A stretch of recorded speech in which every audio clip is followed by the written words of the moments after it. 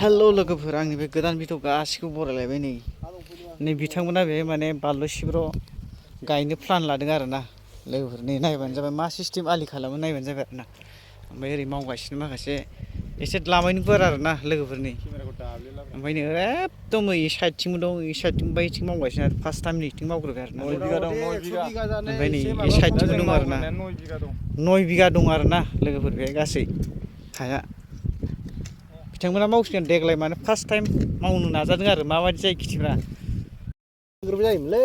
एना गोलावसिन दिरुं लानानै जखा लादों आरोना बिथांमोना ओइनिफ्राय बेसिम आरोना ओमफ्राय सिदा जखा लानानै माबा लादों मा होनो बेखौ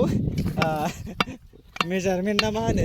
खदाल लानायखाय माबा हाजिरा बायदि मोनदों मानसिसो आङो बिथांमोनानो गायगोन आरोना ओमफ्राय गायनायालाय गावसोरनो गायगोन ओमफ्राय माखासे हाजिरा लगायदों आरो बिसोरो माखासे हाजिरा ओमफ्राय बिसोरो ग्रुपआव नांगौबा जोंखौ कन्टेक्ट खालामनो ग्रुपआव माने 6 जन दं आरोना बिसोरो नैबे सासे दिरुं हमग्रा सानै बैथिं सानै दङ आरोना ओइ खनाथिं सासे दङ थाब मोजां नायफायाबा खना खना थाना मावफायाबानो जायालै लेजि मावनो नागिरो दे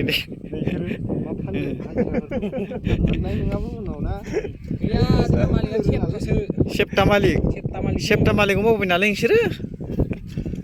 फैसाखौलाय होखानांगोन सेप्ताबाबो अबावलाय गनो बेलाय फैसाया सेप्ता नालाय